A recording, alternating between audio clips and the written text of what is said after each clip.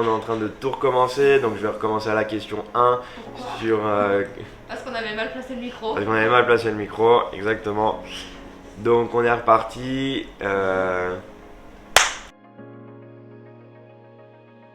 Data scientist, c'est quelqu'un qui va travailler avec des données. Pour moi, chaque jeu de données est un jeu dont on essaye de trouver les règles.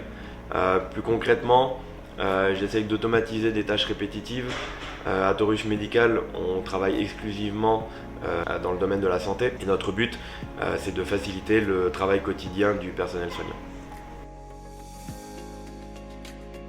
Je vais d'abord analyser les résultats de l'entraînement que j'ai lancé la veille, comprendre pourquoi l'IA s'est trompée sur certaines données, voir si c'est une erreur liée au réseau lui-même ou est-ce que c'est un problème dans les données.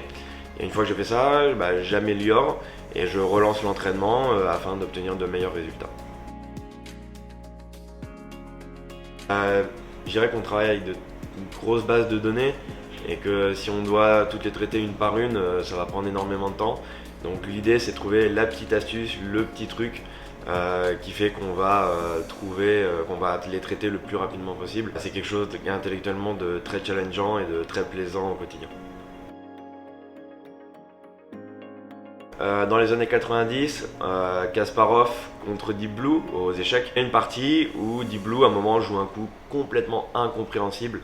Et à la fin de la partie, Kasparov demande pourquoi. Et en fait, c'est juste qu'on est arrivé à un stade dans la partie où il a juste calculé tous les coups possibles et il devait forcément perdre. Et donc pour pas bloquer la partie, il a juste joué un coup au hasard. Et en fait, ça a déstabilisé Kasparov qui a perdu, alors qu'en fait, il était donné gagnant.